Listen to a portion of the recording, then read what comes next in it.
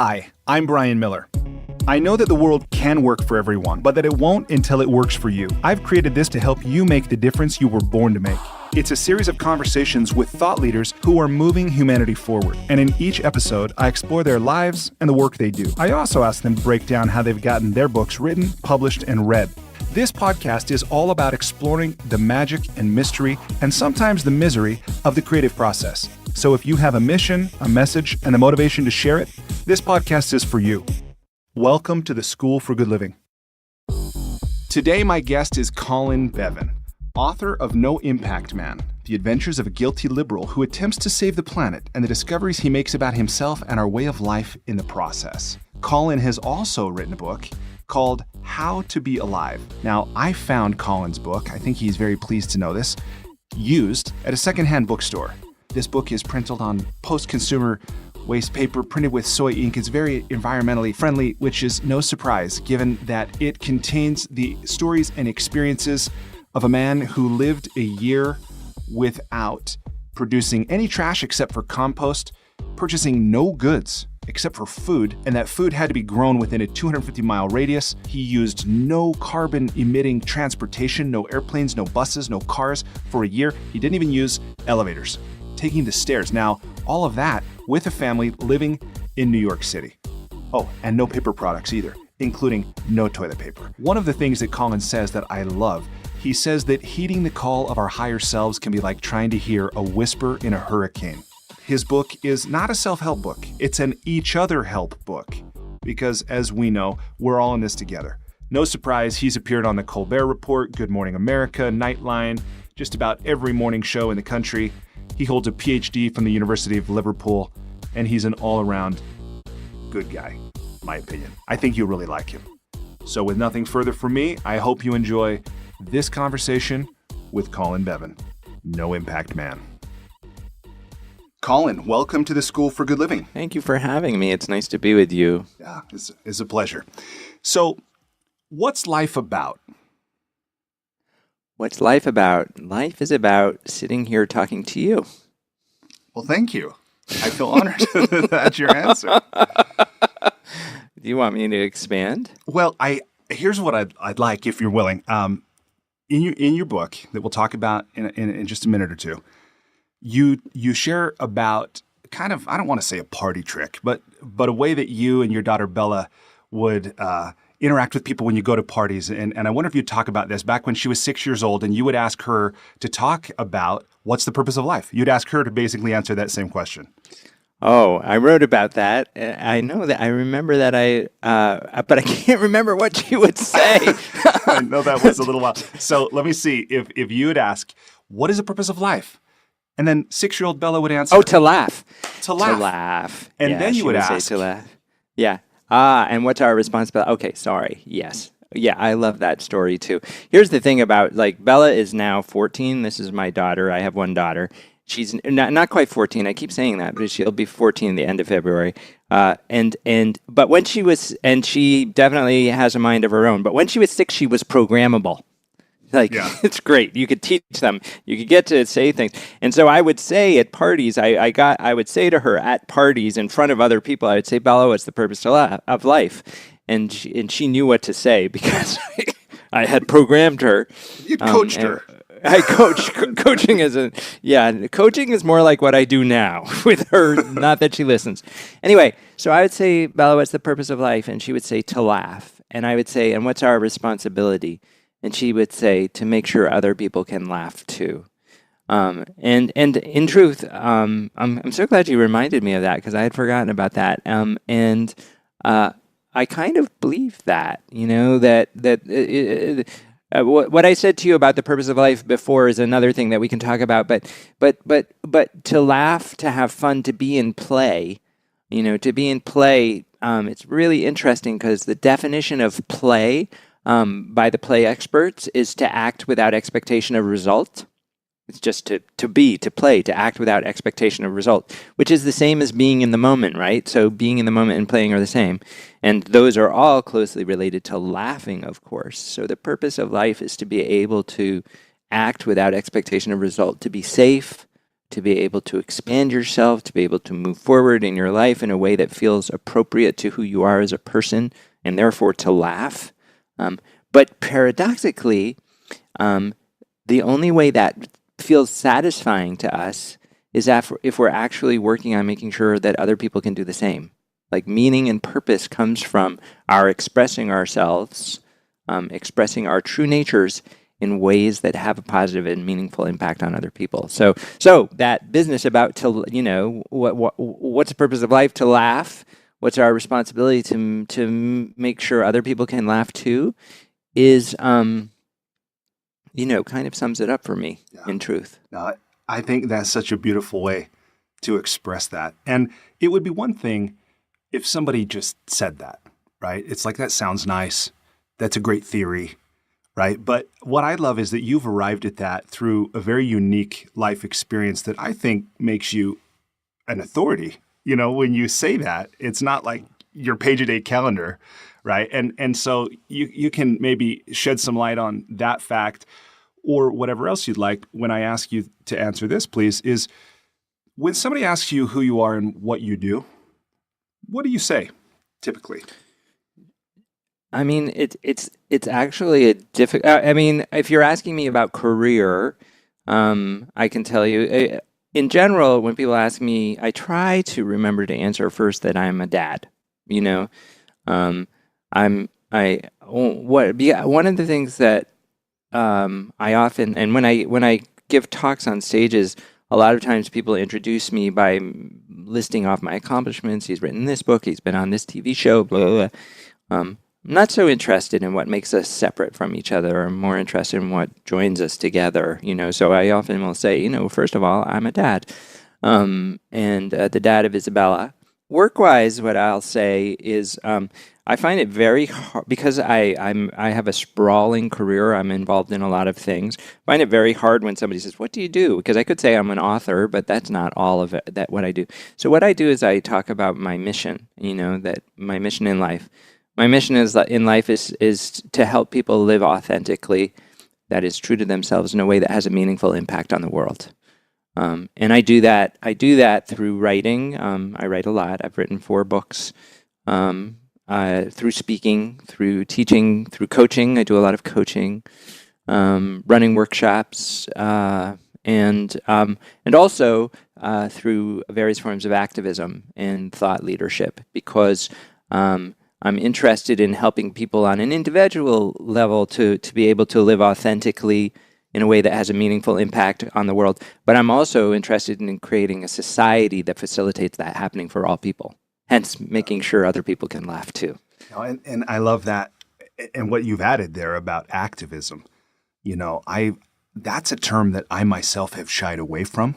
Mm-hmm. I think perhaps because of the psychological insecurity it can bring about, right? It's, does activism come with confrontation? Does it come with making other people wrong? Does it even make a difference, right? This kind of thing.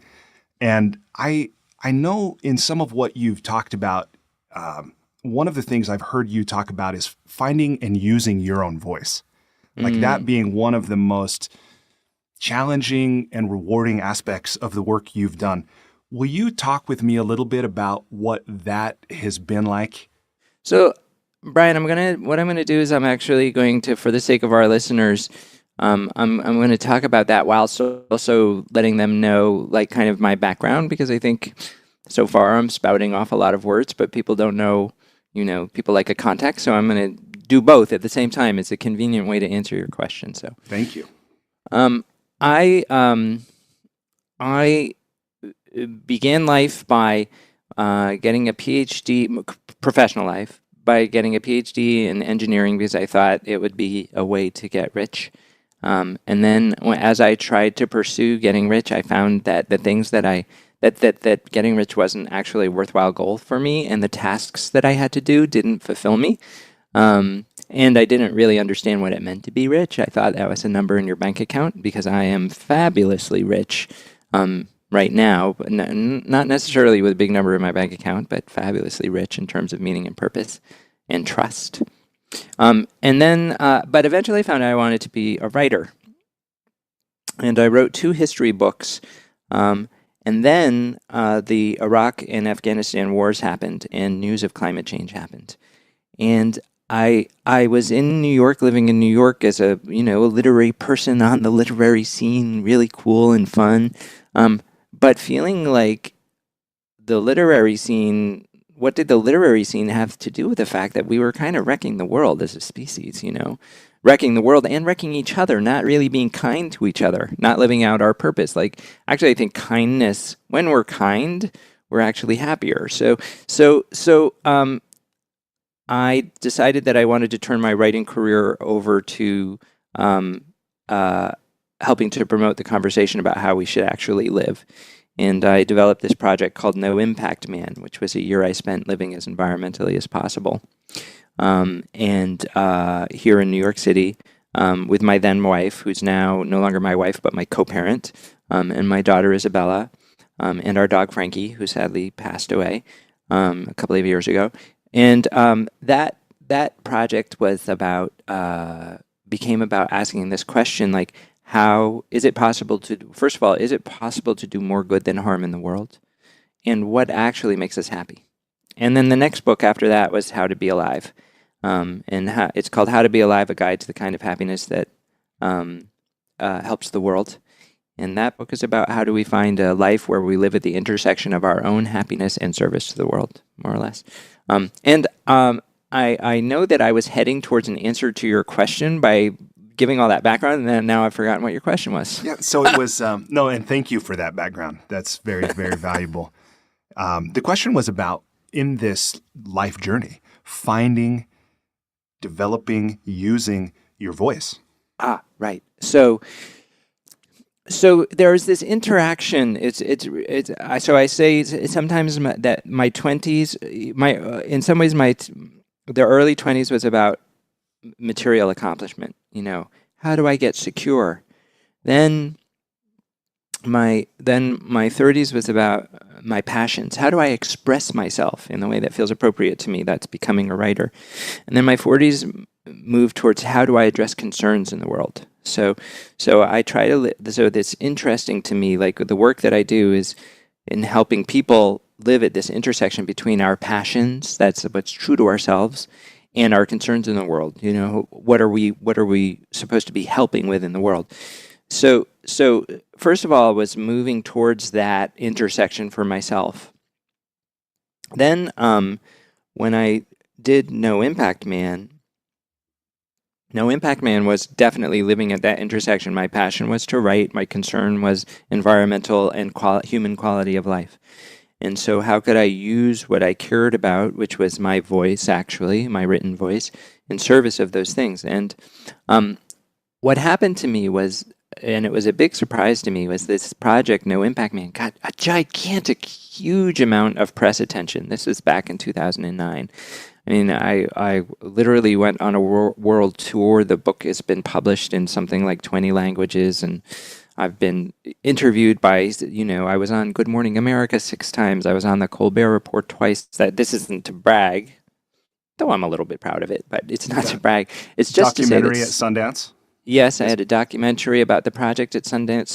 So what it is to say is that somehow some people were paying attention to what I said suddenly, and which was really scary. Most writers, we sit in our underpants at our dining table typing things away, and we never really actually expect anybody to listen to us. Yeah, we're grateful when our family or our friends will read what we've written. Yeah, right? Totally. And with that amount of attention also came a lot of criticism, right? So I had to learn to speak and say what I believe to be true for me in the face of a lot of attention. So that was one thing about learning to speak and trust my voice. So people sometimes say about No Impact Man, what was your real learning? And for me, it was about learning I grew a backbone. I actually learned to be able to speak. What kind of criticism did came up for you, and how much of that was specific to what you were writing about versus is to be expected for anyone who starts using their voice? First of all, we get criticized for using our voice at all. I remember very early on in my working life, I said that I wanted to do something to a person who was more. I had some professional aspirations, not important what it was, but and I said this to a person who was more senior than me. I said, "Oh, I'd really like to do that." And he said, "What on earth makes you think you could?" And what was interesting to me about that is that what it was is that my aspiration it threatened him, I believe, because he probably had, maybe I'm assuming that he had a similar aspiration but had squashed it. Yeah.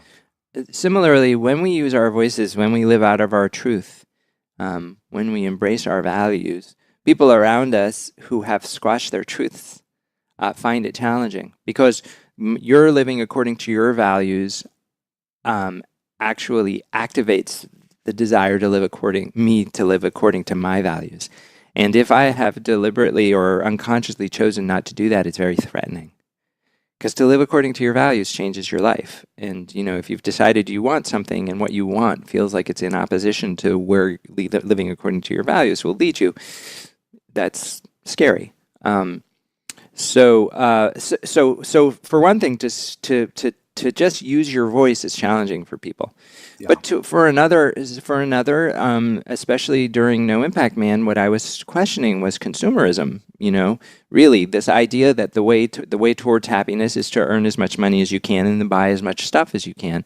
And that's a big thing to challenge. I mean, you've got George Bush saying the answer to 9/11 is to go shopping. That's exactly right. And you're the lone voice here. Right. Yeah. And just to show, to help listeners understand I would use the word extreme. I mean, it is extreme by comparison to how we're living. Yes. But the rules of your experiment, right, included producing no trash except for compost, purchasing no goods except for food, no goods except for food grown within 250 miles. Yeah. No carbon-based transportation, no paper products, including toilet paper. And, and then you put it all under a microscope by sharing it very intimately, with the world. And I can imagine that in that circumstance that one of two things is going to happen. You either will do what you said, you'll grow backbone, or you will just kind of retreat into the hole you might have been in, before you started speaking out. Well, and so let's talk about why that would cause criticism on a kind of psychological level, that so many of us feel trapped. We're trapped in this machine, this 9 to, if we're lucky, 9 to 5. That's very old fashioned 9 to 5. Yeah, we used to say we were trapped into that. Yeah, that's right. We're trapped into lives. We feel trapped anyway. We feel trapped by our economic and social and family circumstances, and we feel trapped into these lives. And there's very few degrees of freedom. There isn't much we can do to feel expressed, like we're expressing ourselves and whatnot. We feel trapped, and the one thing we feel that we can do is go shopping on Saturday, right? That's, by the way, it's America's second biggest pastime. First is television, and then the next thing is shopping. I thought it was opioids. Yeah, well. And guns. Yeah, So when somebody comes along and they're like, this consumerist way of life that we have may not be so suitable, and the only thing you feel you can do to give yourself happiness is to go shopping, then you're going to be like, shut up, dude. Like, that's all I got. So, I feel like that is where a lot of the backlash, the project came from. And I understand that. Yeah. It feels like that's the way to happen. The only happiness I can have is doing this. And you're telling me I can't even do that. I'm sensitive of how personal I get, sometimes. But I don't want to get too deep into your personal life or anything you don't want to share. But I don't believe you. I think you want to ask me whatever you want to ask me. That sounds like you're starting off a question to ask me something personal. I want you to like me at the end of the interview, right? Okay. So I'll ask this, and you can answer or not. But How much of what you're describing now and the transformation that you're saying you went through from your security in your 20s to your passions in your 30s to your concerns of the world in your 40s, combined with, because we all evolve, hopefully, right? But we all definitely, go through changes in life. And so those natural changes that we all have, combined with this kind of maybe pushback that you might be getting from the society that you're maybe challenging in some way, how much did all of those factors contribute to, and now I understand you still have a great relationship with Isabel's mom. I understand that. But how much did all of that contribute to you choosing to no longer be married? People often ask, like, "Oh, did no impact man like cause your marriage to break up?" But and I mean, I think part of the reason that for that question comes because the way that the filmmakers made the movie about us was to actually make it look like we were at odds with each other. I mean, sometimes people think that a documentary, like because the camera's there, it must be true, and there's truths. But they filmed 200 hours with us and then cut it down to an hour and a half. And like the good storytellers that they are, they included a lot of conflict to make it an interesting story. So, in fact, Michelle and I were way more on the same page during No Impact Man than we were on opposite pages. We were different people and we came from it from different views. What I do think is that No Impact Man kind of taught both of us, well, two things. It taught both of us that actually to live a life according to your values is okay, even if it causes relationships to change form, right? That to stick to the form of things wasn't necessarily always the most important. Two, when you start questioning how you live, it's like pulling on a ball of string. So sometimes you discover things that aren't working in there. So I did that experience. And three, I kind of do believe what they say a lot, that our life expectancy has now exceeded our relationship expectancy. I don't know if you read much about that we used to only live to be 40, so marriages could last the whole time. But we change a lot as people and we grow. So all of that's by way of saying, I suppose, that the project and the work that both of us did during it caused us to change and grow as people. And to that extent, yes. But not the environmental living part. Yeah, not for the reasons maybe people would have thought. And that's right. That makes sense. So one thing I really love about How to Be Alive... Brian, I want to say something about that, though. Okay. Can I say one more thing about it? Absolutely. Because I think it's important. I think all of us.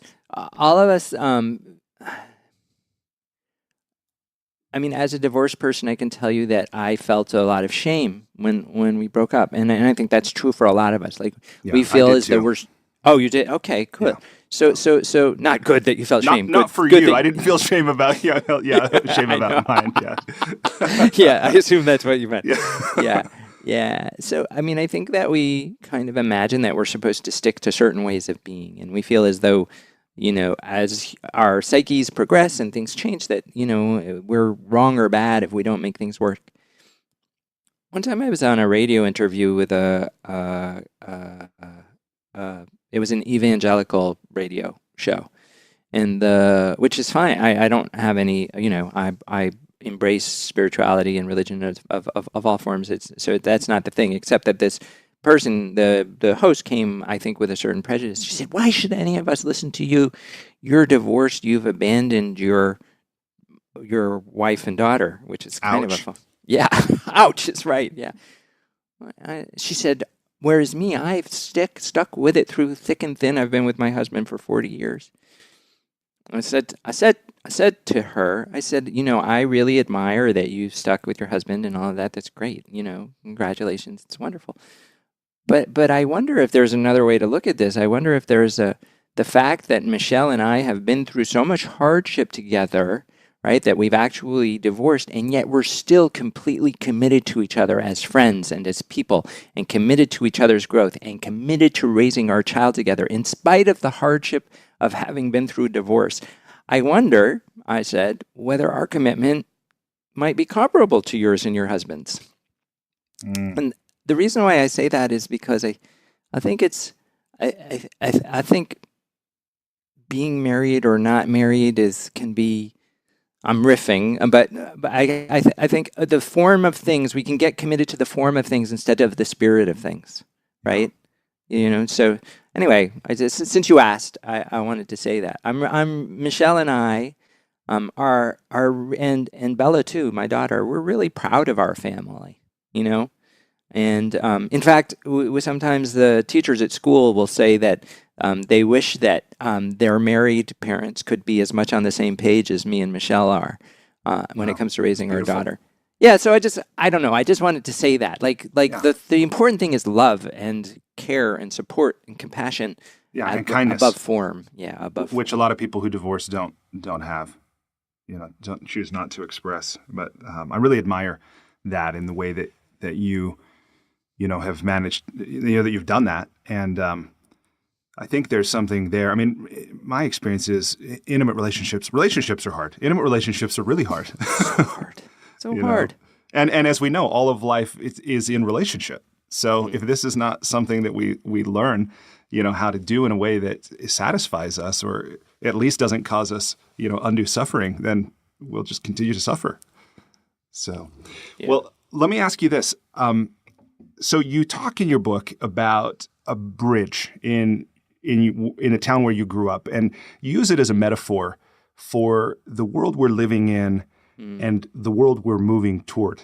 And I love that, because in How to Be Alive, if people read this book, and first of all, I never really paid attention to the length of books until I really started studying, publishing and writing and, this kind of thing. And I see, most books today, 200, 230 words, people read. I heard a statistic, the average reader reads 18 pages of a book before they just set it aside. And I'm sure most people never even really get through the first chapter.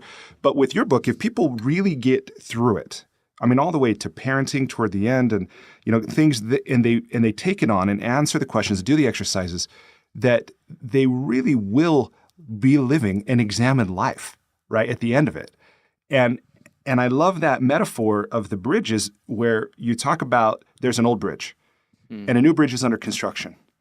And I wonder if that's calling to mind what you meant when you wrote it, if you'd be willing to talk about how that seems to be an experience that we're having individually, or we're having as a society. It's like we don't just jump the chasm and live in a new future, like before lunch today or even tomorrow. But it is some way a process that we construct. I wonder if you can elaborate, if you remember still this thing about the bridges, if that makes sense, if you'll talk about that a little bit. I do remember about the bridges because I remember when it happened in the town, in my hometown. So there's a bridge. There's a barrier beach in my town. I come from the town of Westport, Massachusetts, which is a coastal town just south of Cape Cod. And a barrier beach, I don't know if you know this, is you have the mainland, and then a barrier beach is almost like an island off the mainland. And there tends to be, in my town, there's an enclosure, the harbor and whatnot, between the mainland and the barrier beach. And the bridge went from the mainland to the barrier beach. And is the barrier beach, is it man-made or is it naturally occurring? No, it's naturally occurring. I mean, I think it's more or less like a sandbar that over thousands of years became a really big sandbar. Okay, so it's going to be underwater pretty soon. Well, yeah. So then there was this bridge that went across, and we used to jump off the bridge to go, swimming, and then the bridge rusted and got old, and they started to build a new bridge. But in building the new bridge, they didn't be like, okay, the old bridge is done and over, and we're just going to build a new bridge. They used the old bridge to build the new bridge. They had to travel across the bridge with the cement trucks and whatnot to get to the other side and build on both sides. If you see what I mean. So and people continue to use the old bridge as the new bridge was built. And what I'm talking about when I write about that is that it's the same with our economies. Like, it's not necessarily that we have to completely withdraw from our economy, or we can't. We have to use the existing economy to build the new economy. And similarly in our lives, as we transition in our lives, we don't necessarily have to be like, make precipitous changes, but use what we have already in our life to build the new thing in our life. I think that's what you're talking about. Yeah, that's right. And I think obviously it's a concept, it's a metaphor, but I hope for anyone listening who's looking to live a life more congruent with their values or their deepest desires, that they see something of value in that and understand, there is a path from here to there, from who you are to who you want to be. right? And you don't need to destroy your life to get there. You keep in some way living by taking, the old bridge, but you're very cognizant that there's a new version of yourself or a new future that you want to live into, and you do that. So I love that image when I read it. Can I talk about my model for changing a person's life? Like, Please. So a lot of us get stopped by, we think, I'd like to live according to my values. And the way that I have to do that is to completely change my career, quit my job and, therefore lose my mortgage or lose my ability to support my children or whatever it is. We imagine that it has to start with some big and gigantic precipitous change, like blowing up the old bridge, right?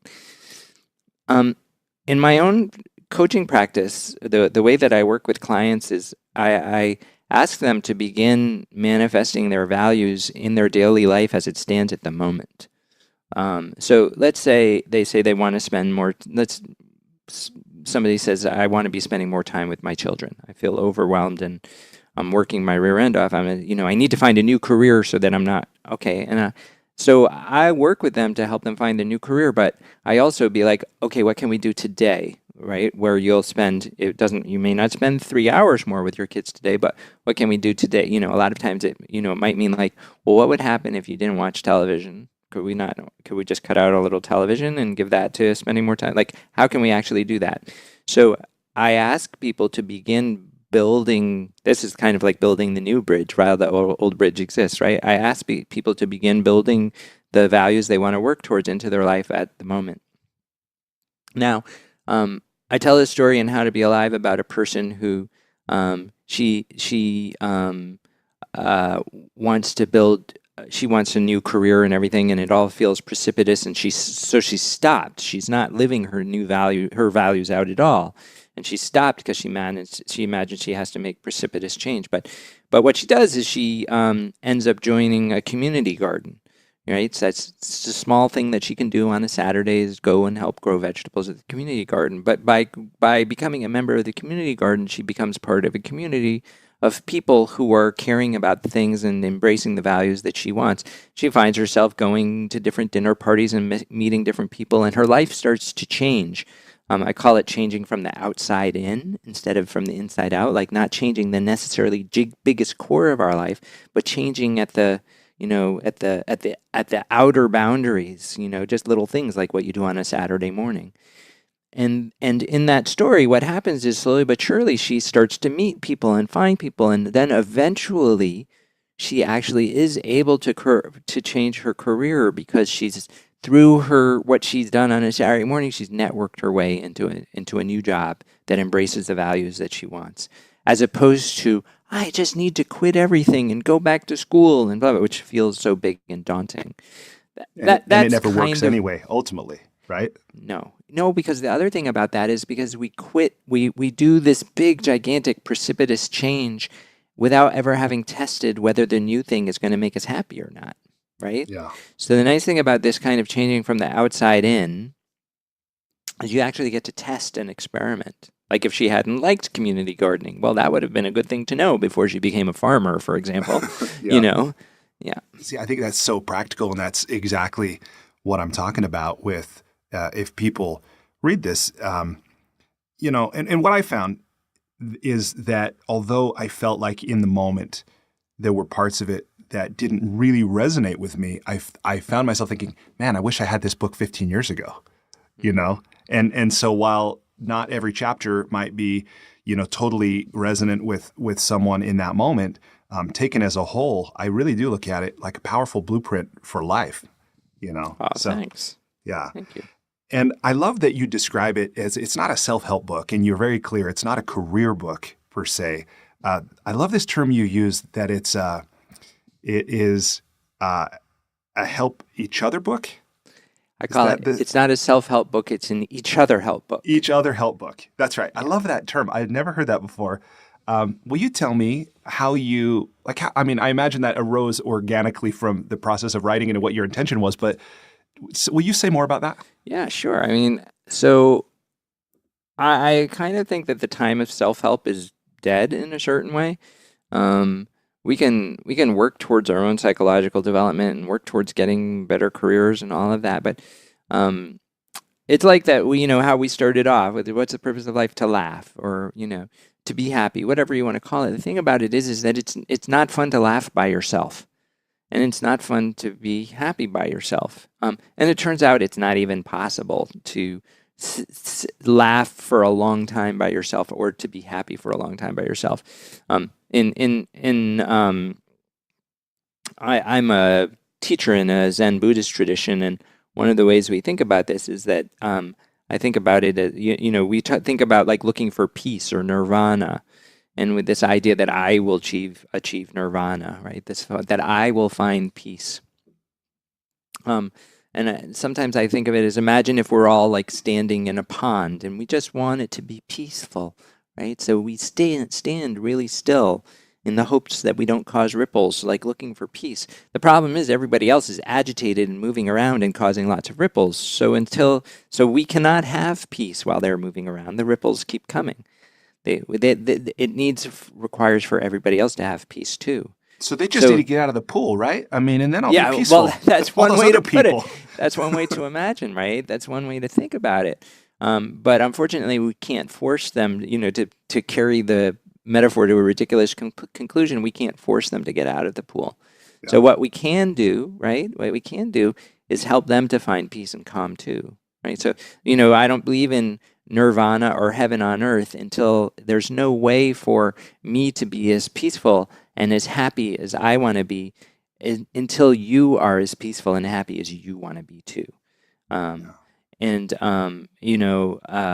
We are, as it turns out, both on a practical level and I think on an esoteric level, intricately connected. And so, and not to mention the fact also that the planet can't sustain the way that we're living. So the ship is sinking. So self-help is something like looking for the best deck chair on the Titanic, right? You can find it. It might have a nice view, but you're going to sink. Each other help is where we actually work together to keep the boat afloat for all of us. And it turns out to be, it turns out to work better and to be more practically true. I just want to know where the boat's going. But I'm okay right now with the mystery. But some days I really want to know. Yeah, But here's the thing. Here's the thing about that, right? I'm like, where did I come from? Where was I before I was in my mommy's tummy? Where am I going to go after I die? Where am I going to be next week? And then I'm like, you know what? I'm having enough trouble understanding where I am right here, right now. Like, what is happening right here, right now? Yeah. And I that's why if you remember when we first started talking, you said you wanted me to refer to the quote from Bella, and you said, "What's the purpose of life?" And I said, "Sitting here talking to you." Yeah. So where we're going. Of course, I have that natural curiosity too, but where are we right now? Like it's how do we move away from our fears of the future and actually just take care of this present? You and I talking to each other. A listener just listening, hearing the sound of my voice, hearing the sound of your voice, paying attention to whatever they're doing. Like if we can actually bring our attention to this moment, right, then maybe, one moment well attended to becomes another moment well attended to, becomes a whole life well attended to. And then maybe that will lead to kindness to ourselves and to the people around us and the planet in which we live. Well, I'm committed to it. I like to think I'm doing my part. You are. You're smiling a lot while we talk. So, the reader, listeners don't know this, but you and I can see each other because we also have a video connection. That I can see your lovely smile, which is frequent and bright. You. So, okay, I'm really loving this conversation, and I'm getting the sense I'm going to pace myself out of time to ask you writing questions, and I want to do that. But I want to ask you these three things, and honestly, I think we could spend an hour on these three, and I don't want to do that to our listeners because I want to make sure we get to the writing. But let me bring up three things, and you can say anything you want about any of the three. So in How to Be Alive, you talk about standard life approaches. Mm-hmm. You talk about the term life questor, what it means, how someone can do it. Mm. And then you also talk about paralyzing stories. Mm-hmm. that keep us stuck. And I thought those were all so rich.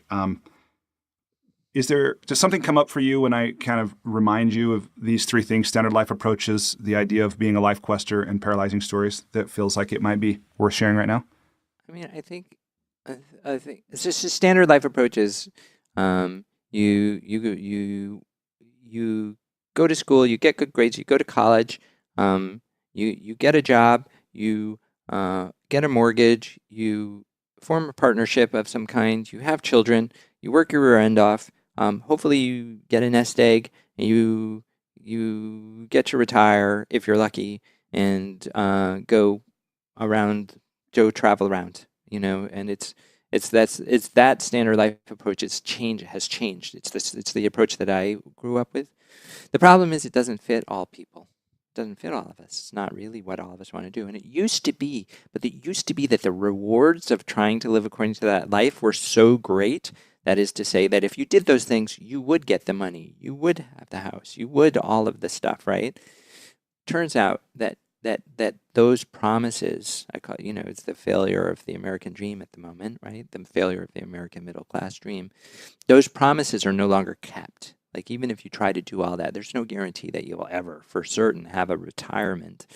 Or healthcare. Or healthcare, yeah. But in a certain way, you could turn that on its head and say that in a certain way that frees us. That frees us from having to fit in the mold and to be a life quester.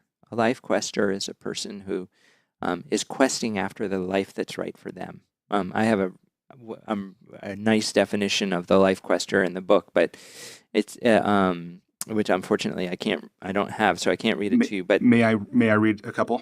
I'd love it. Yeah. So a life quester is someone who breaks away from the cultural stories to discover who she really is and what makes her truly happy and fulfilled, and uses those discoveries to help the world. Yes. So that was one, and then later you talk about life questing ultimately happening in community, which goes back to a other help book, saying there really is no life quest without community, because the life quest is about becoming yourself in relation to the world. Mm-hmm. That's right. Yeah. So the other thing about the standard life approach is that when I was growing up, I was told if I paid my taxes, that would pay for the police force and the social services and the fire department, and that just by connecting the dots, I was automatically helping the world. I was doing what was necessary in life. But now we see that all of those things are being dismantled. There's nothing to say that if I pay my taxes, the right thing will happen in the world. The idea was that we were supposed to leave the good things that happen in the world to other people. As long as we just did our thing, we did our job and went shopping, the wheels of industry would turn and all the right things would happen. But I think a lot of us are waking up to the fact that all the right things aren't happening. The world doesn't seem fair, and we're destroying the world's ability to support us as a species too. So a life quester is somebody who actually realizes that the standard life approach doesn't work, and they actually say, well, what's my approach to life? Joseph Campbell, I don't know if you're familiar with Joseph Campbell, but love Joseph Campbell. Okay, so basically what he talked about was following your bliss. Like, what actually, because the modern myths have all failed. We don't know, there is no path laid down for us yet about how to live, like to replace the standard life approach, which is why we have to quest after the path. Campbell said, follow your bliss. I'd take it a step further. Follow your bliss and follow your world concern. Like, what makes me feel good when I do it for the benefit of others? The last thing that you talked about was the paralyzing stories that we tell ourselves, and we're just, we're stuck in these stories. Like, I can't do it. My voice doesn't matter. I'm not allowed to be myself. If I be myself, I'll be poor and broke. All sorts of things. That keep us stuck, right? That, for example, keep us stuck. Remember when we talked about building the new bridge or changing the ways that we live at the perimeter of our lives instead of at the center of our lives. So the negative stories we tell ourselves about how we can't change definitely stop us from doing things like changing our careers. But by doing a small thing like, say, joining a community garden or volunteering somewhere or helping somebody in the way that, or learning to sing or learning to play guitar, whatever it is, or ukulele, by making these small changes, we start to see that we do have the power to change, and that actually moves us away from the negative limiting stories. as we build up experience of seeing that we can change in small ways that give us the courage to change in big ways. And I love that you connect that to the fact that when we change, the world really does change, right? Like you have this statement that I read 2 or 3 times, and it's where it says, your family is the world. Your food is the world. Your friends are the world. Your car is the world, and on and on. And I know I forget that frequently. As much as I want to be important. I want people to like me. I want to make a difference in the world. I want my life to matter. But I often lose sight of the fact that these little things, which really are not so little, are in fact the very world I'm wishing I could impact, and that I am. So I was thinking, as you're saying that, I'm sitting here looking at my cell phone. Not, I don't mean I'm reading our text while I'm talking, but I mean, I see the physical device here. And this thing has something in it called coltan, which is a mineral that's required in the capacitors, which is one of the electronic elements, to make the cell phone work in other electronics too. Coltan, it turns out, can only be found in parts of the world that are in lots of conflict, particularly in the Congo and other places, right? And it turns out that there are many wars and battles and whatnot for control of the coltan mines, right? So the world is here in my hand. Like if so I try to buy my electronics secondhand. It's not perfect, but hopefully by extending the life of electronics, it means that I'm contributing less to wars that are happening in Congo. And the eating, it turns out that even that affects the wars that are happening in the Congo cause the soldiers that are in these wars eat bush meat, i.e. gorillas, which are endangered. So the actual use of our cell phones is connected to the endangerment of gorillas. And who wants to live in a world without gorillas? Dude, Yeah, gorillas are cool, So how can I? So the world is in my cell phone, And how do I choose my cell phone? Now, this is not intended to be guilt and shame inducing. It's to say, let's make sure that we're not wasting our resources. That we're not. If you're going to have a cell phone, can you not keep hold of it for 3 years instead of the average year and a half? But Apple releases a new one every year. I know. Yeah. Yeah. Well, and speaking of cell phones, in No Impact Man, toward the end, you said something that I thought was really amazing. And by the way I found this book is I do love to shop for books, secondhand books. And we actually have a number of what are called Deseret Industries. They're run by the LDS Church, formerly known as the Mormons, right? And so people, rather than, and sometimes they give to Goodwill or Salvation Army, but they give to all of these Deseret Industries. So my wife and I will go there on a Saturday. We'll spend an hour or two browsing the books. We'll spend, a nice afternoon, maybe going to 2 or 3 locations. And I came across your book. I bought it for $1, which I was really, really grateful for. It's in great condition. Yeah. And in the back, you say, in the epilogue, you write, here's the big question I have about progress. If we can have better and better cell phones, but they're not accompanied by better and better understanding of ourselves and our place in this universe, can we really say that we've progressed? If we are born and then spend our lives moving from one toy to the next without ever answering the big questions, have we progressed or have we simply been distracted? Ooh. I imagine, if I'd heard that 5 years ago, I'd have been like, I wouldn't have had ears to hear, and I'm not sure that really goes in. But these questions that you're asking, you're inviting us to answer, for ourselves about how, who am I, how should I live, and what difference does my life make? I think they're really powerful. And even to the point you make a note in the back of this book that I thought was really cool, actually, where you talk about choosing the paper that this book was printed on. Mm-hmm. And, I think many people, they don't ever think about what was the ink of that book? How did it end up on this shelf?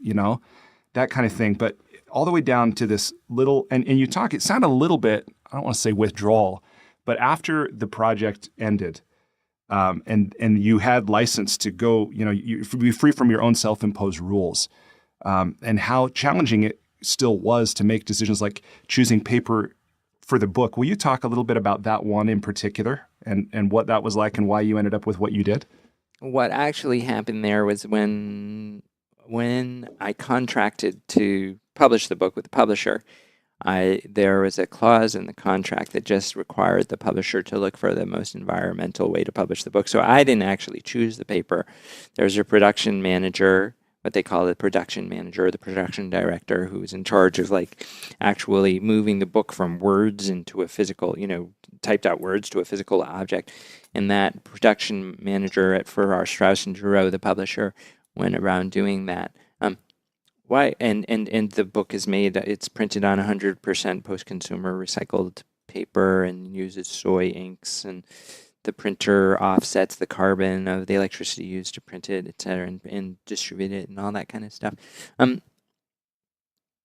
Why that's important is that every author, if they're able to insist that the publishers print in that way, moves the industry closer and closer to making it a standard. What, if anything, have you learned since completing No Impact Man and How to Be Alive that you would have included in either of those books that you didn't? Is there something that you're like, oh, that could have been its own chapter or anything like that? Actually, there's a scene in the movie No Impact Man where I'm on Good Morning America talking to Diane Sawyer, and she's interviewing me, and there's like in the studio is also like they had let a bunch of the public in to actually observe the interview, and she's asking me about the No Impact Man project, and she turns to the audience, and the camera pans to the audience, and she says, "Could any of you do this?" And they all like go, "No, no." And I say, well, the point is you don't have to do what I'm doing. The point is we all just need to do one little thing. And at the time, the reason why I was fond of saying we just all need to do one little thing is because I felt like actually asking people to examine their lives and ask what actually is important. How do we live in a way that's good for ourselves and good for each other? I felt it was too big an ask. And if I had that project to do over again, I wouldn't say we just all need to do one little thing, because it's not true. It's not true that all of us just continuing to go on as we go on, but we change one. We carry cloth bags instead of plastic bags, or we carry reusable bottle instead of using throwaway coffee cups. All those are important, but they're not enough on their own. What's really required is that we reorient our lives in a way where we ask ourselves, like, what's truly important? What truly is progress? What would be progress in my life? Is it just the next cell phone? In fact, for most people, true progress, and if we can be safe, if we can feel relatively safe and secure, right, which means we have a roof over our head and food is coming, and hopefully we can get some treatment if we're sick, right? If we can feel relatively safe, progress for most of us means finding a way to give my gifts to the world in a way that has a meaningful impact, right? And that means examining how I live, and it means asking, what do I do in the world that's actually causing big problems for the world? What do we do? How do I get involved in my communities and my democracy and my corporations and other institutions to cause them to change? Like, actually, the job ahead is big. It's a big job. And so I wish I hadn't said all we have to do is just one little thing. That's since How to Be Alive. I think maybe more about how to be involved and change our institutions as opposed to just changing our own lives. Although there are sections about that in How to Be Alive, I think more about that. And that's the big area to be discovered. Is how do we? There are big forces arrayed against our society change. Big, like for example, that we'll just take the fossil fuel industry, which wrecked, tanks the electric car, for example, and which lobbies against the movement towards renewable energy. Now, renewable energy would be better for everybody, It makes our air cleaner. It means that we don't have climate emissions. But there are entrenched economic interests in the fossil fuel industry that would lose out. So how do we actually, as people, how do we change these institutions that we're all part of and connected to? This is a big area of research, especially when so many big economic interests are arrayed against those kinds of changes. Yeah, absolutely. And they're very sophisticated and they're very well funded and they're very well organized, right? Absolutely. And yet, every one of us is powerful. So, okay, let's transition to the lightning round. Okay. Are you ready? I'm ready. So, please complete the following sentence with something other than the words "a box of chocolates." Okay. Life is like a... interview with you. What? Okay. All right. Number 2. I'm going to go with it. Number 2. Okay. What is something at which you wish you were better? Oh, singing and making music. Okay. Number 3. What's the best news you've heard lately? I'm waiting to see what I haven't heard this news, but I'm waiting to see what school my daughter's about to go to has just applied to high schools, and we're just waiting to hear what high school she gets into. So I haven't heard this news lately, but the best news I could hear is the news that makes her happy with regards to school. Beautiful. All right. Number 4. If you were required every day for the rest of your life to wear a T-shirt with a slogan on it, or a phrase, or a saying, or a quote, or a quip, what would the shirt say? I'd say,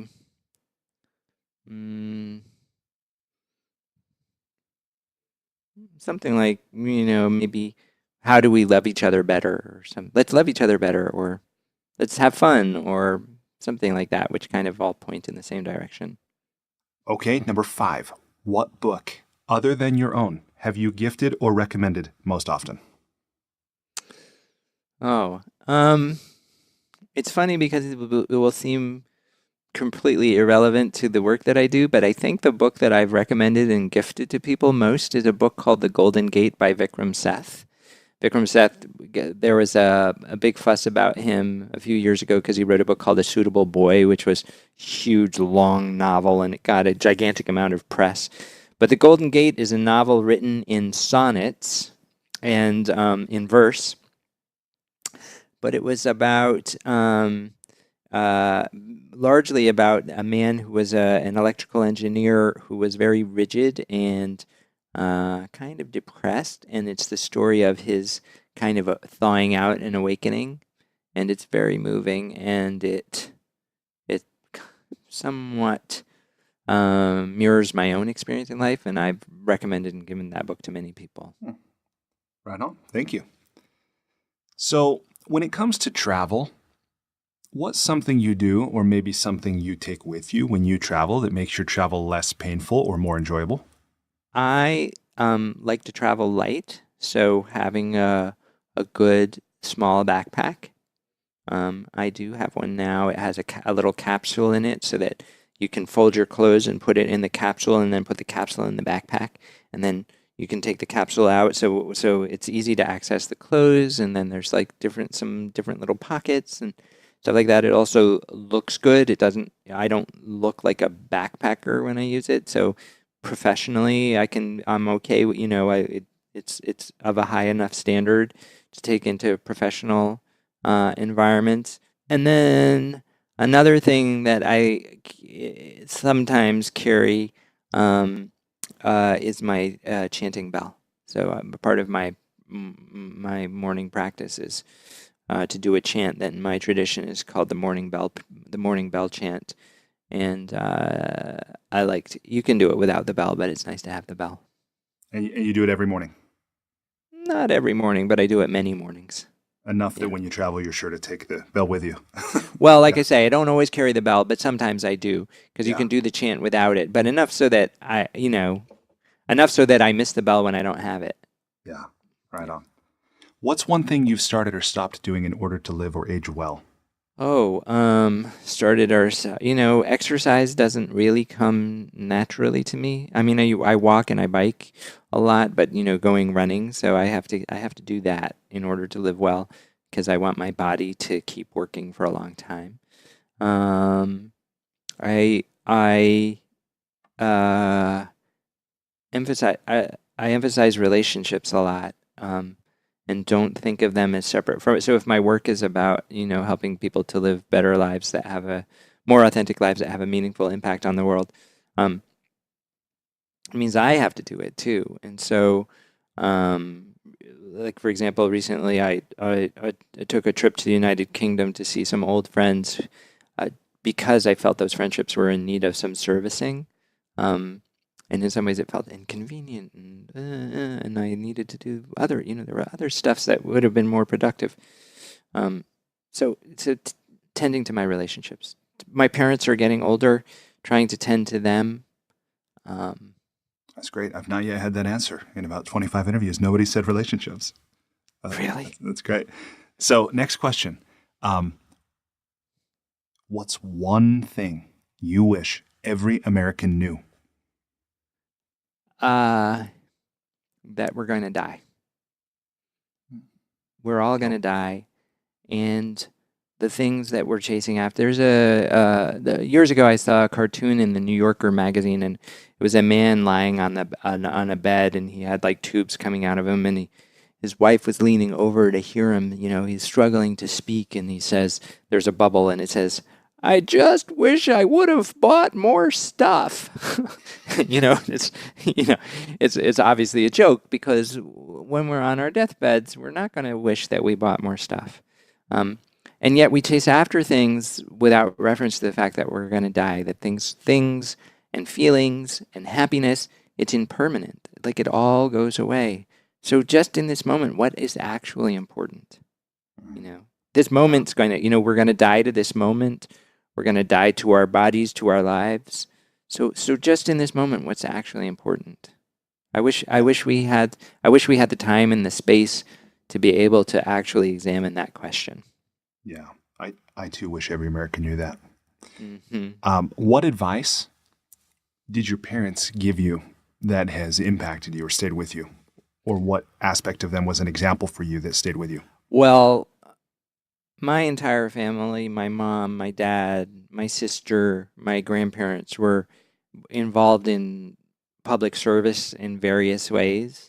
So one is to be of service to humanity is something that I learned from my family, and the other thing was,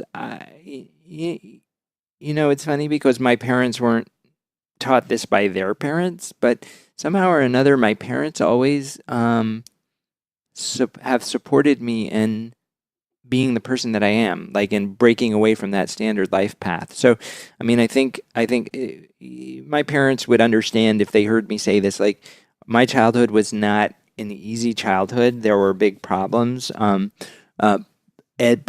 one of the things that they really did give me is a certain acceptance of me embarking on my own path. What a gift. Yeah, a great gift. I hope I'm able to do it for my daughter. From all I've seen and read, I think you probably are. Hope so. Fingers crossed. What's your favorite tarot card and why? Oh, the Fool. Absolutely. The Fool is the Fool is when we're the Fool is the first of the major arcana. It's 0. It's 0. 0 is amazing. Like it's possibility. It's possibility. It's also mystery. It's also there's it's interesting because the Fool both represents ignorance and what I'm going to call sacred agnosticism. Right? Agnostic means not knowing, which is ignore, and ignorance. It's also not knowing, but ignorance means actually, ignorance in some ways meaning doing stupid things because we think we know, right? That's ignorance. We think we know and we do it, and it's stupid when we don't know. So it's a not knowing crowded by the fact that we think we do know. What I call sacred agnosticism is actually holding on to mystery and not knowing, and it being holy. So the Fool is all of that. So the Fool is about potential, as you say, but also about the Fool. If in the Rider White pack deck, the Fool is depicted walking with like a hobo. I don't know what you call it, like a stick over his shoulder with the satchel of his stuff hanging on it. Yeah, right? like the traditional hobo pack, kind of. Yeah, that's right, like a hobo pack, and he's walking through the mountains. There's a little dog nipping at his feet, kind of in warning. He could be stepping off a cliff at any moment. It's just like he's looking up. He's in awe. So that's just an amazing state to be in. Yeah, it's both a warning and an aspiration. What's your next big project? My next big project, geez, I have a lot of projects. I'm working on a novel at the moment, which will explore some of the themes that No Impact Man and How to Be Alive explore, and other themes too. So I'm working on that. I've also been working a lot on. I'm really interested in how trauma affects our ability to be engaged in our lives and in the world. And so there's all sorts of, like, there's the trauma of insecurity, the trauma of poverty, and I believe that most of us, on a very deep level, want to expand to become the fullest people that we can, but that trauma causes us to get stuck in a cycle of constantly worrying about our security. So we keep, I'm not safe yet, I need more. The walls aren't thick enough yet. The walls of the castle are not yet tall enough and high enough. I need more. This car is not safe enough. I need a yet bigger one. And we get stuck in these cycles of needing security, and in doing so, we become alienated from ourselves and from our fellows. So I have a bunch of projects going where that both in my coaching practice and in other ways where I'm trying to find a way to help us heal from trauma and become less alienated, and therefore be of better service to ourselves and to each other. That sounds like when you said, your 40s and beyond, where, the going beyond security, going beyond your passions, and looking at your concerns and how you can share with the world. That's right. Really congruent with that.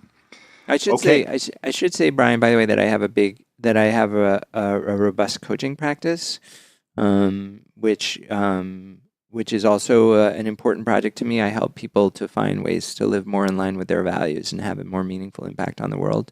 People that are feeling sometimes as though they could live with more purpose tend to come in my direction, and I help them.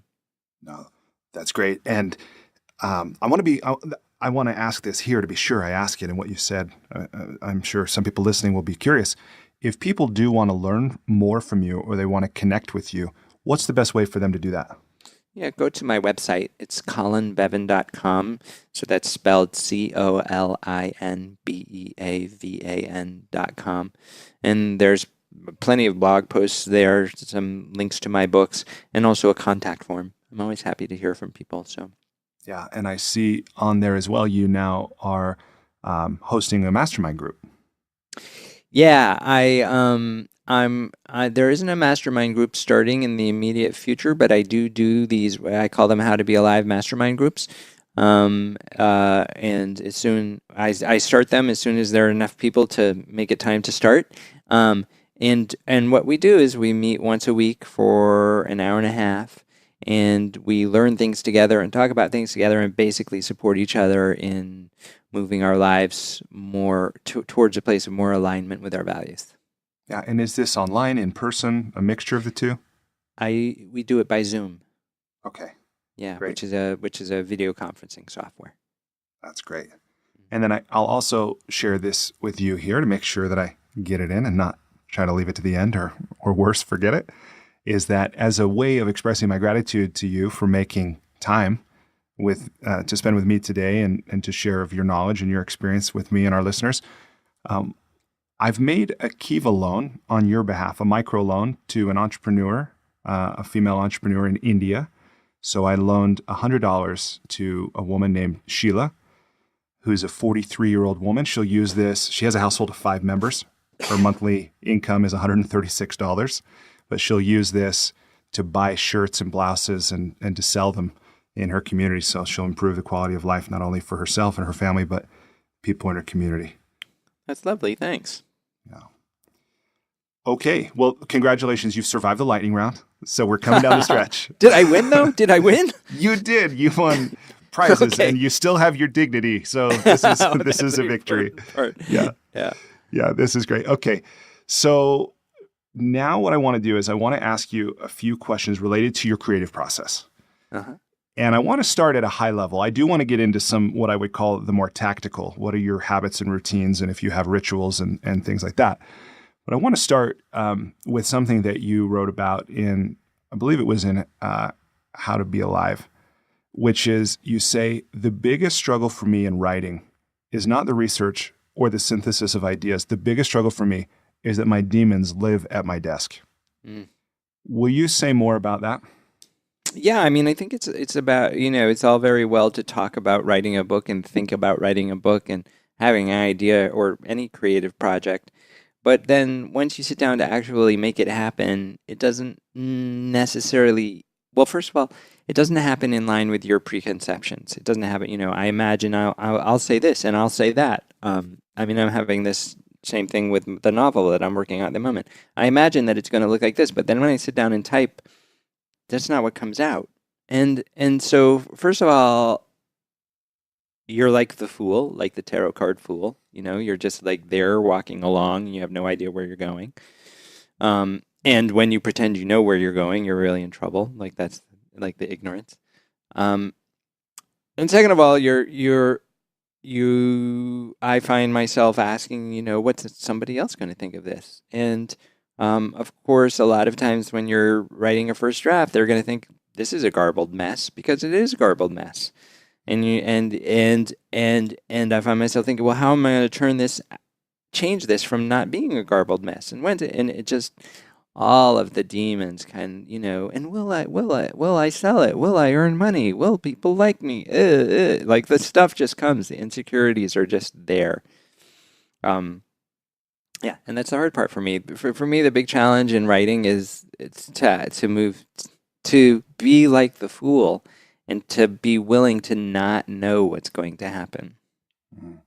What have you found that has helped you to not let those demons or those insecurities kind of prevent you from actually completing? I mean, because as you said, it's easy to talk about, it's easy to think about, but to actually, what's the saying? I think this was attributed to Steve Jobs, real artists ship, right? This idea that we actually, you write and you publish, and we don't publish because it's perfect. We publish because maybe a deadline came, right? Or we're honoring some other commitment. But what have you found that has allowed you to be, one of the few, quite honestly, who do and not just talk? How do you push through those demons and that insecurity and actually get something into the world? What works for you? I mean, I guess the truth, I would say, you could say a certain discipline. I mean, I'm a person who's, because of my meditation practice, I'm very aware of my processes. So you could say, well, you just have to decide to do it, and you just have to go to your computer and sit there. In my own case, I decide to do it a lot, and then I don't. I'm familiar with that pattern. Yeah. Yes.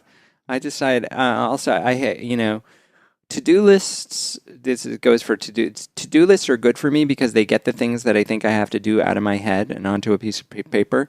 They're bad for me because I then compare what I said I was going to do with what I actually did, and then that makes me down.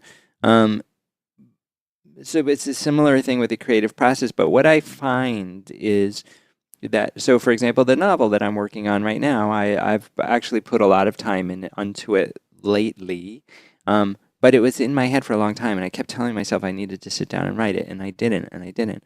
And then in my own process, I just find that I'm doing it.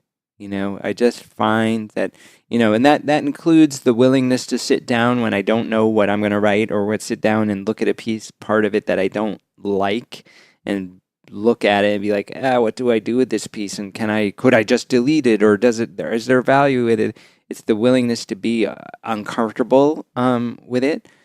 So what I was going to say is, just force yourself to your desk a certain amount of hours a day. But actually, what I actually find is that I tend to force myself to the desk when at a certain point in the creative process, which includes note taking and thinking about it. And I'll say this. This is an important thing, that note taking I find to be really important. Which is, so not writing formally, not necessarily sitting down at my computer but carrying a notebook around and just writing down notes. It's a kind of research in a certain way. It's like a research about what I want to say.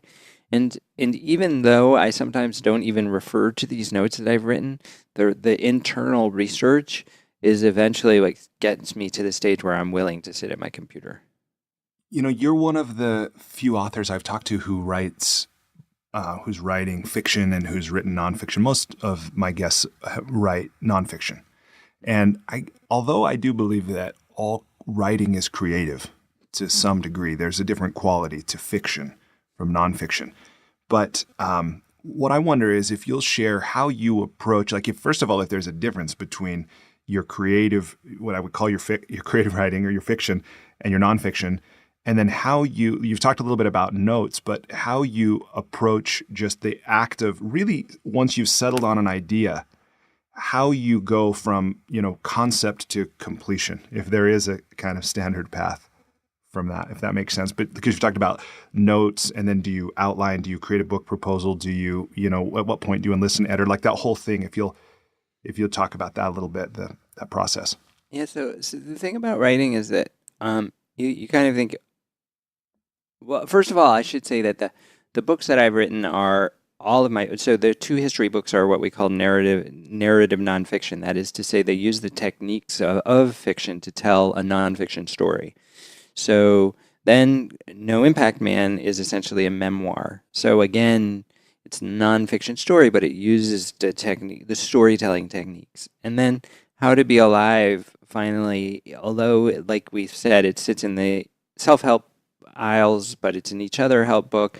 But you've read it, it kind of muses, it definitely presents information, but it kind of, there's a certain muse to it. It wasn't presenting one way to do this, as a nonfiction book. So in all cases, in other words, I had ideas for the complete book, but you said, how do I take an idea to completion? But the thing about writing a book is that a book contains within it many, many, many ideas. And so you're in a cycle of taking ideas to completion. You have an idea for a paragraph or a section, and you write it. Something excites you, and you write it. Sometimes there's some piece of information that has to be in it. So it's not just following your inspiration, so you write it. So I guess I guess the way that I would say that I move from idea to completion of a book is that I move from idea to completion of each of the small sections, and it's let's see if you can. Somehow or another, the metaphor that's coming to me is when you build a tower out of blocks, you put a piece here, but then if you put another piece in the same place, it's going to be out of balance and it's going to fall over. So you kind of look at the place, where do you put the next piece so that it's balanced? It's not somehow creatively, to me, it's not dissimilar to that. You hit a note which feels sad, but you don't.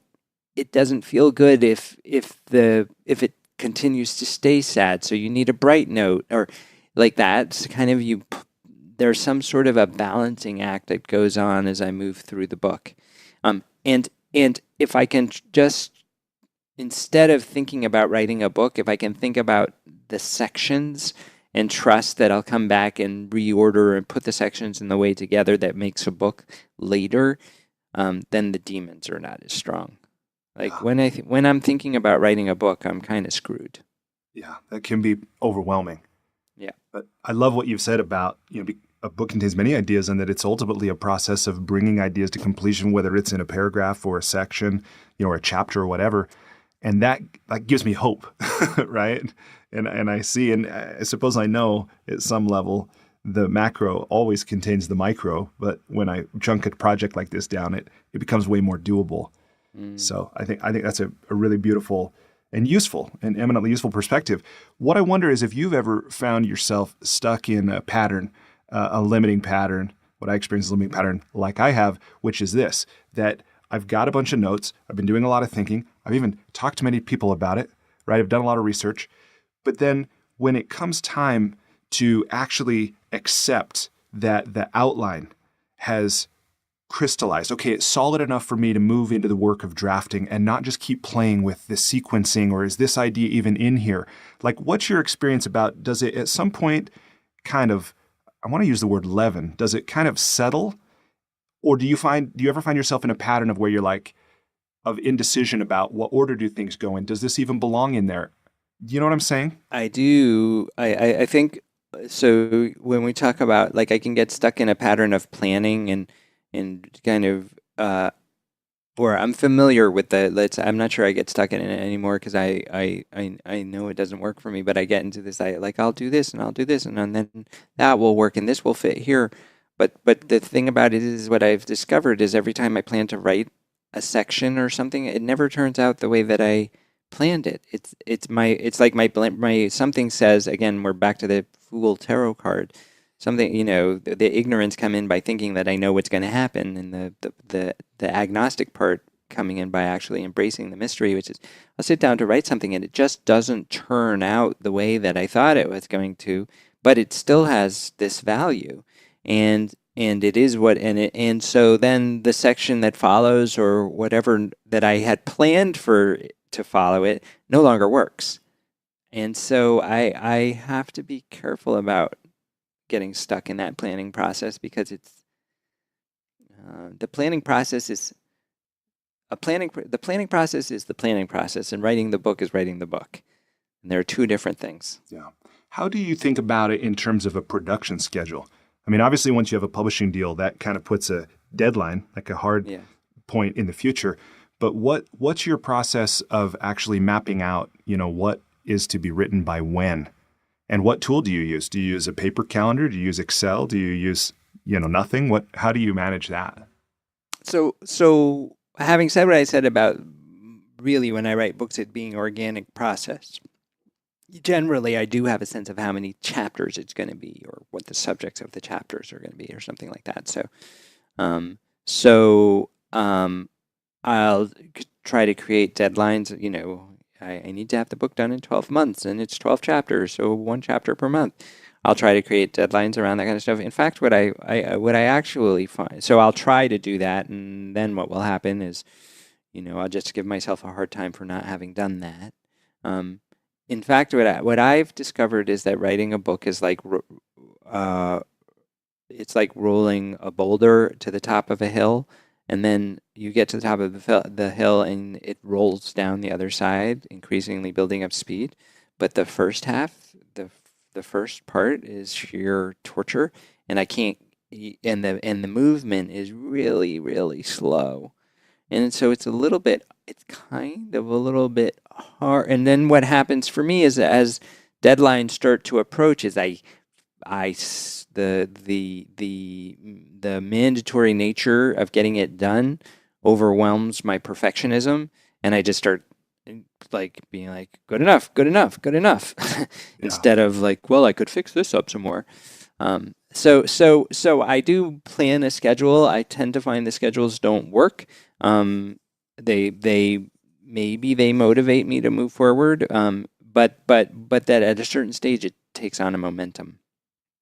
Yeah. Generally, when I have a good first draft, the first draft is very hard, and then after that I can move forward quickly. What tools do you use to write? Do you write in Word? Do you use Evernote? Do you use something else to keep your notes organized? Like what software and tools do you use? Yeah, I used to use Word. Now I use Google Docs because I like that I can open it from like my phone or my tablet and put things in, even when I'm on the subway or something. Or so Word, Word in Dropbox would be just the same or something like that. The point's not it's not the it's not the form of the software. It's just that it's available wherever I go, or I can sign in from somebody else's computer. I like that, the portability of Google Docs. The organization of notes that is the bane of my existence. I've never yet found a way that actually works and isn't painful. So for example, when I draft, it's very messy. Like in the sense, like I'll be say that I'm drafting a scene. I'll be writing the scene, but then I'll suddenly think of an idea that has to do with the end of the book, right? And I could spend like 15 minutes opening a new file that has to do with the end of the book, but by the time that happens, the idea will be gone. So I have to type the idea that has to do with the end of the book into the scene that's at the beginning of the book, right?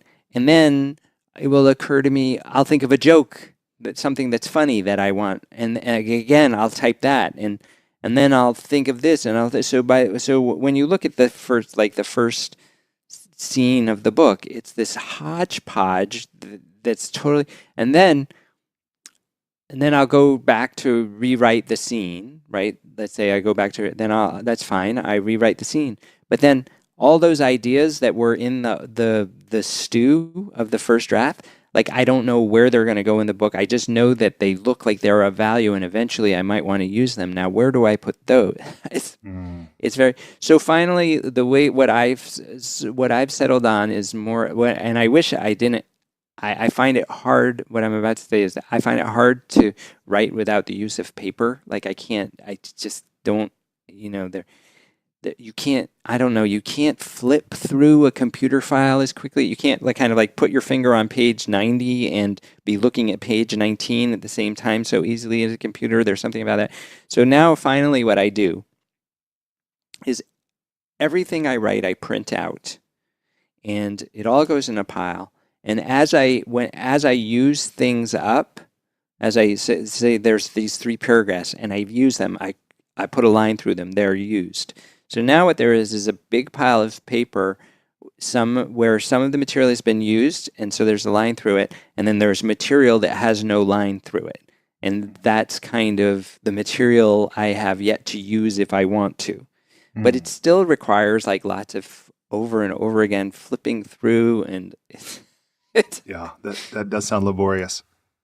I know about Evernote and all that kind of stuff, but I have never been able to make any of that work. Have you tried Trello? No, I've never tried Trello. Oh my gosh, I love Trello. It's crazy, and it's amazing that it's free, that somebody has made that and given it to the world. It's awesome. I mean, it's amazing Google too. But so it's an app, and it's also a website. And what I love is that you can use it offline, and it syncs in real time. You can collaborate. So it's a lot like a Google Doc. But what it does is it uses this system of boards, lists, and cards. And so you can create a board for every project, and you can create a list for every chapter or every subject. And then what you can do is you just whip out your phone when you have an idea, you drop it in a little card in that list, and they're easy to drag. I actually love the user interface. I love the way the cards click to lists and stuff. It's amazing. I used it to get what turned out to be a 108,000 word manuscript drafted, and it literally was it was a solution to a couple years of being stuck. I wonder if you'd like it. I thought it was awesome. I'll have a look. I've never found that any of those productivity tools actually help me. Yeah, this one's it's so versatile, So I'll anyway, look. I love. But you're the second person that's recommended it to me. Actually, I realize think it's great. Yeah. But okay, so we're learning from you. So I'm going to keep going with just a few more. Thanks for the hint. Yeah, we're almost at time. Okay, So do you write every day? I do write every day. I don't necessarily write on a particular project every day. Writing is a thing for me. I write,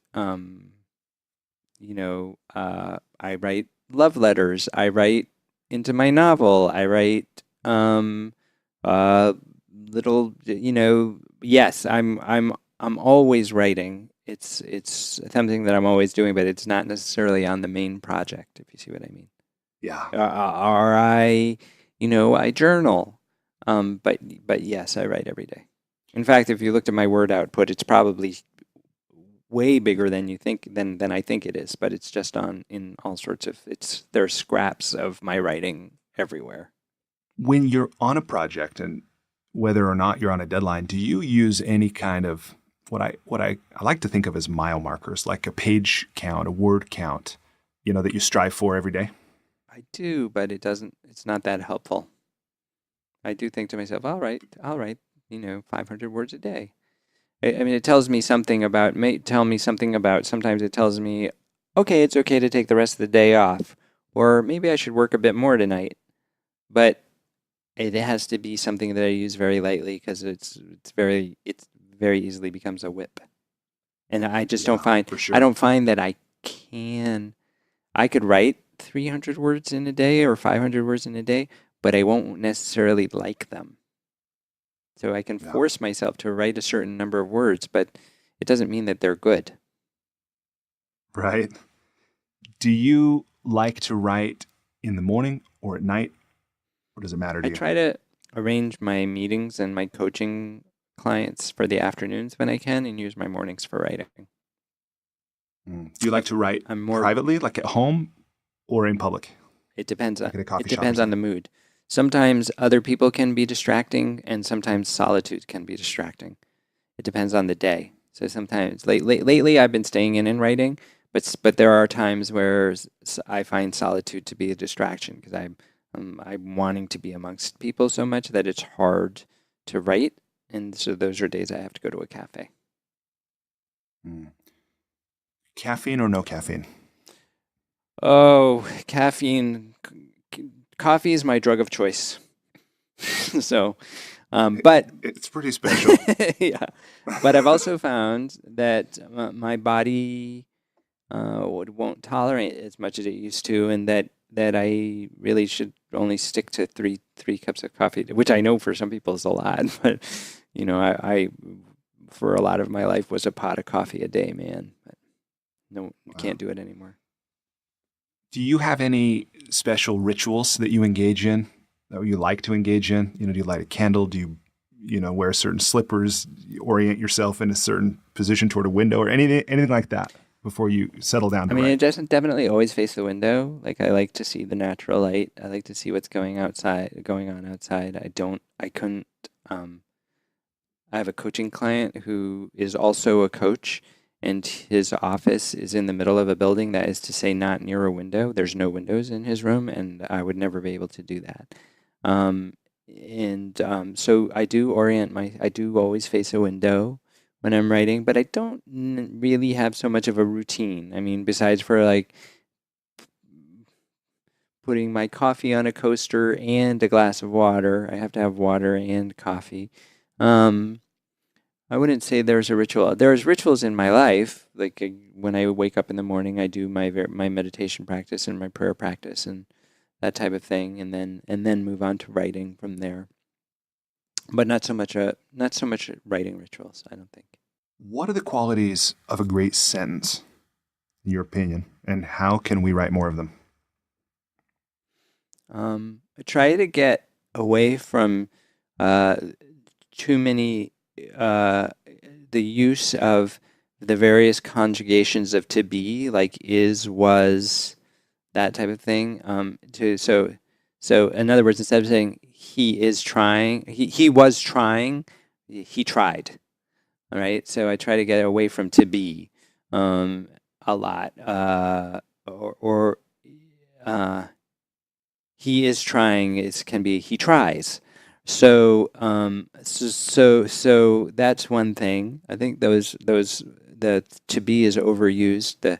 And the verbs are used as adverbs as opposed to verbs, so there's less activity in the sentence. So active sentences are important. Sentences need to come in the context of other sentences. So it's like music and rhythm. So I don't love very long sentences with lots of subclauses, but every so often it's like every so often it's great. It's great to have, but you have to see what the other. So rhythm is important in sentences, and that comes in. Paragraphs should be short, in my view, especially in the age of short attention spans. Like a paragraph that goes over a page, ugh, like I can't stand it. Like to me, yeah, as a reader, I can't stand it. As a writer, I don't like it because paragraphs also add a rhythm. So I think a lot to do with rhythm. I think for me, there's a lot to do with rhythm in the choice of sentences and whatnot. Yeah, avoid semicolons. Really, to me your punctuation of choice is the comma and the period, and occasionally the em dash, and occasionally the colon. But semicolons, those semicolons are for academics. How do you feel about parentheses? Parentheses are difficult. They can be great, but a parenthetical comment breaks the flow. And so sometimes it's hard. Again, speaking in terms of rhythm, a parenthetical comment is basically it's a digression in some ways, and it can be hard because it leads you if it comes in. So a parenthetical comment probably is best at the end of a paragraph when you're going for an idea change anyway. But a parenthetical comment, they should be within a paragraph. It can take you away from what you're talking about, and if you are going to use a parenthetical comment within the body of a paragraph, it should be short. Who would have thought? My professors would approve of your advice. Yeah, I was an English major, and what you're saying really is congruent with a lot of the advice I received as an English major. Do you read your book reviews online, like on Amazon? Oh, no, not really. Every so often I'll look through. Like if I stumble across them, I'll look at a few of them. Not so much. The cost of the bad ones is greater than the fulfillment from the good ones. So yeah, it's like a lot of things in life, isn't it? Yeah. I do get a lot of reader email, and I read those and I like it. I'm so glad you said that, because that's one thing I want to ask you about, is to help writers understand the possibilities or the potential realities of the writing life, so to speak. If they're making this transition or they want to, really getting a sense of what it's like when you do put your heart and soul and thoughts onto a page and you send them out into the world, and you never know who's going to find them at a secondhand store and what their experience is going to be. I hoped you would share with me and our listeners a little bit about what that is like. What are the rewards and realities, of the response you get? And in particular, is there any single example that stands out, like a way that your writing has really made a difference for somebody that, without being boastful, I know that's not your style, but if you'd be willing to share with us about that so we could see, what could this look like? So there are definitely writers who the writing process is an end in itself. They don't really care about the reader that much. They want to publish their work and they want to be paid for their work, but they're not interested in interacting with the readers. And I totally understand that, but that's not the kind of writer I am at all. I always have an eye to my reader when I'm writing. It's just the way that I am. And I've been so incredibly lucky in this regard that my writing has appeared to influence a lot of people or to help a lot of people. One way to think about that is that, I mean, not only in terms of like sales of books or people that have read it, but of course the emails that I get from readers, which are deep and meaningful, but also for a while I had a program called No Impact Week, where people on college campuses or in organizations lived as environmentally as possible over the course of a week. And that was inspired by the book No Impact Man, and over 70,000 people went through that program. And so that's like a lot of people like changing the way they live for a whole week. So to me, I feel humbled by that, actually, that those 70,000 people were willing to try to do it. But it's nice to be a small part of it. But there's no guarantee. There's no guarantee with anything. That's where the demons come in. It's like the novel there's no guarantee you'll even get published. So you have to have you have to at least like the process of writing to some degree. It has to at least feel like it's a real expression of yourself. Otherwise, the risks are too great. Well, then you talked just there about the always having the awareness of the reader in mind when you're creating, when you're writing this. And I see evidence for that in the fact that you've created a conversation guide and a workbook and, things people can download online. Will you tell me a little bit about those things, how they came about, if that was a part of your intention from the beginning, or maybe if that was the publisher looking for ways to make this stickier, or, how did all of that kind of what I'd almost call addenda? It's not, but it's, a further path readers can follow. How did all that come about? How did you think of it? I mean, I think it's both. I think it's added value is good for readers, but also as a writer, what you're looking for and hoping for, at least me, that people are going to truly engage in your work. Like so to me, like you said earlier, like that the average reader reads 18 pages of a book and puts it down. That's very that's very sad to me. Sounds very American, though. Let's be honest. It does. But How to Be Alive is over 400 pages long, so 18 pages less than 5%. So looking for ways. Also, my career isn't just as a writer, as I've said. I'm a speaker, I'm a coach, I'm a workshop leader, I'm a facilitator, I'm a Buddhist teacher. And a thought leader, and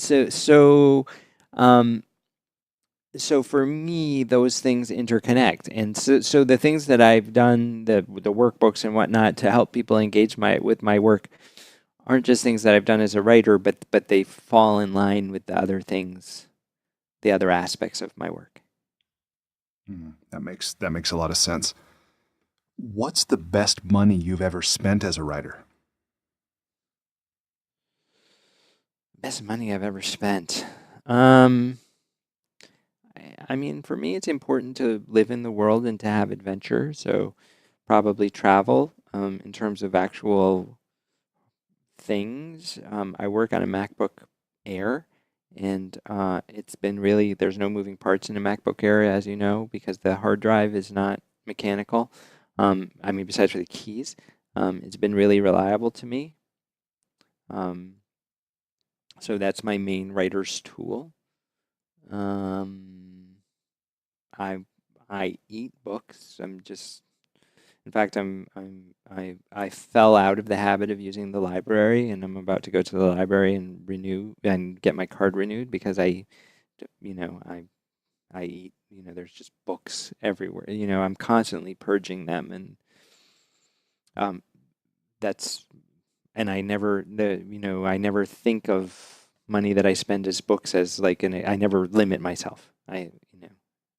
It's feeding yourself. I don't really. There's no choice. So one thing I think listeners and I myself would be curious to know is how you go about connecting with and working effectively with an editor, right? Because I think many people, and this has been true for me, that's another level of trust and, confidence to bring somebody in.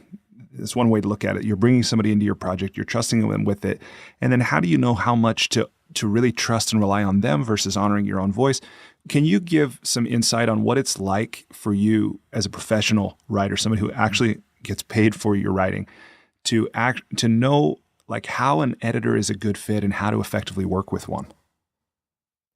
Yeah, when you're a professional writer, that question of whether an editor is a good fit or not is not a question you get to ask very often.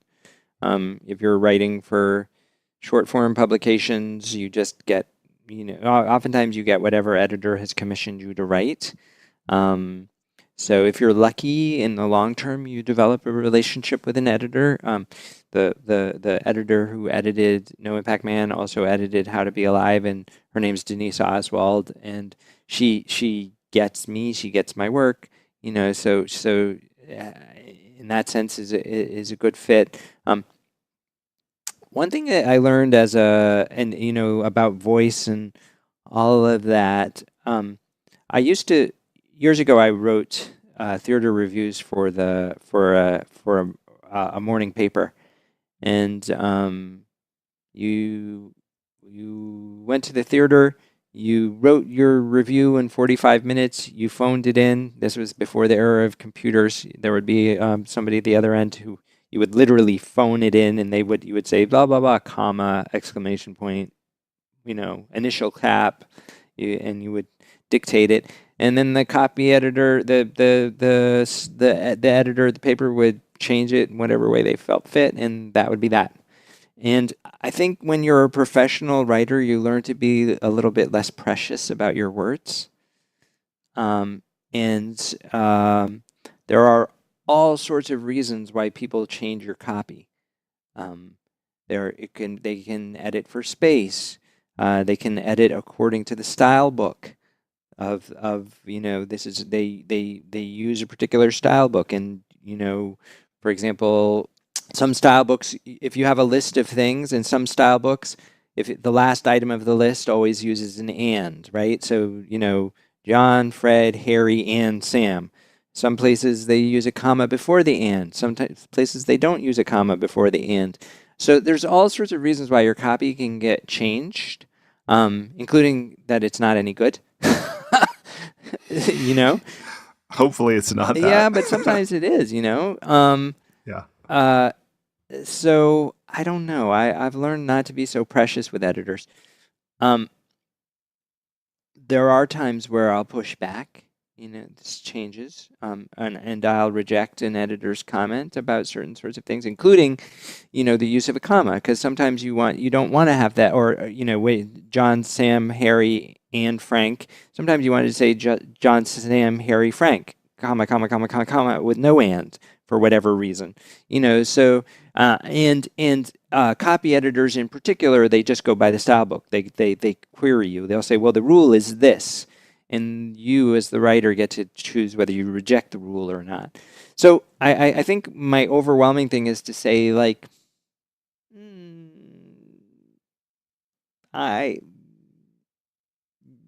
kind of get what you get when it comes to editors. That's been my experience. Yeah, and it's not. Some of the battles aren't worth fighting. Yeah. Again, like many areas of life, right? Okay. So last two questions. The second to last question is, what advice do you have related to titles? To titles? Yeah, to creating a title. I mean, and I don't know I think many people listening probably understand many works have a working title. Yeah. And then, of course, the publisher has a lot of discretion, might totally obliterate that, but sometimes the working title makes it all the way through. What are your thoughts about, what's your experience with titles? What advice do you have for others about just creating titles? I think titles are tricky. I think they're. I mean, I think I like No Impact Man. I think was a spectacular title. Actually, sorry, even if I say so myself, it just worked. It attracted a lot of interest. It's a hell of a subtitle, though. Yeah, well, actually, it was way right. And for people, it was way longer. If I may read, right? No Impact Man. So that's the title. Subtitle: The Adventures of a Guilty Liberal Who Attempts to Save the Planet and the Discoveries He Makes About Himself and Our Way of Life in the Process. Yeah. Great rhythm. Thanks. But long. Yeah, long. Yeah, so yeah, but they work together because the title is very short and there's something ironic in the whole thing. There's I don't know how to say that there's irony in No Impact Man because it plays on like Superman, Batman. There's irony there. There's irony in the subtitle. How to Be Alive, A Guide to the Kind of Happiness. I like How to Be Alive. I've always found titles to be very hard, but they should be provocative. Provocative, evocative is what I would say. But the trick is discovering what is provocative and evocative. Yeah. Okay. And the final question is, what advice or encouragement do you offer anyone listening to this who is maybe in the middle of a project and is still pushing that boulder up the hill, or they want to be related to writing? Or it could be anything, but specific to writing.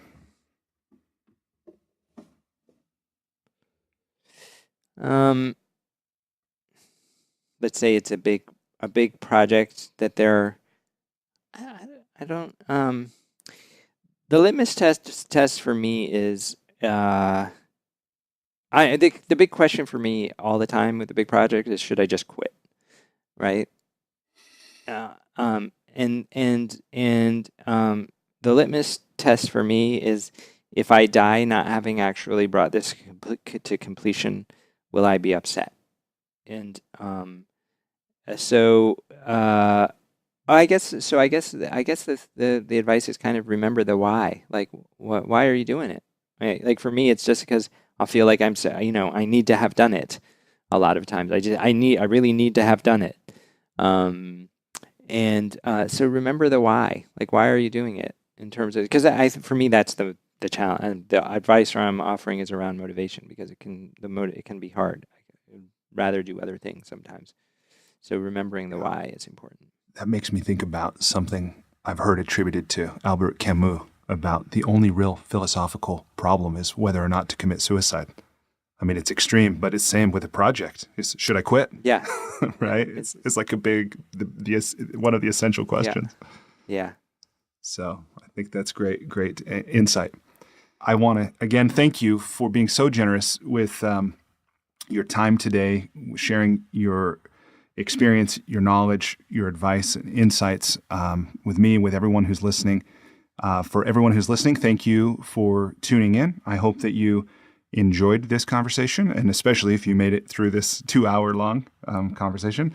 I hope that you, if you haven't already, that you definitely will check out Colin's website, look at his work, pick up his books, apply principles that are contained within it, and make the contribution that you can make, understanding that you are actually powerful and not just waiting for technology or nature or God or something else to come along and save us, because we, as has been said, we are the leaders we have been waiting for. All right. So with that, all right. Thank you very much. Talk to you real soon. Thank you, Brian. Despite living in an age where we have more comforts and conveniences than ever before, life isn't working for many people. Whether it's in the developed world, where we're dealing with depression, anxiety, addiction, divorce, jobs we hate, relationships that don't work, or people in the developing world who don't have access to clean water or sanitation or healthcare or education, or who live in conflict zones. There's a lot of people on the planet that life isn't working very well for. If you're one of those people, I invite you to connect with me at goodliving.com. I've created Life's Best Practices Breakthrough Coaching to help you navigate the transitions that we all go through. Whether you've just graduated school, you're going through a divorce, you just got married, you're headed into retirement, you're starting a business, you just lost your job, whatever it is you're facing, I've developed a 36-week course that you go through with me and a community of achievers and seekers who are committed to improving their own lives and the lives of others. So through this online program, you will have the opportunity to go deep into every area of your life, explore life's big questions, create answers for yourself in community, get clarity and accountability. If that's something you're interested to learn about, I invite you to contact me directly at brian@brianmiller.com or by visiting goodliving.com.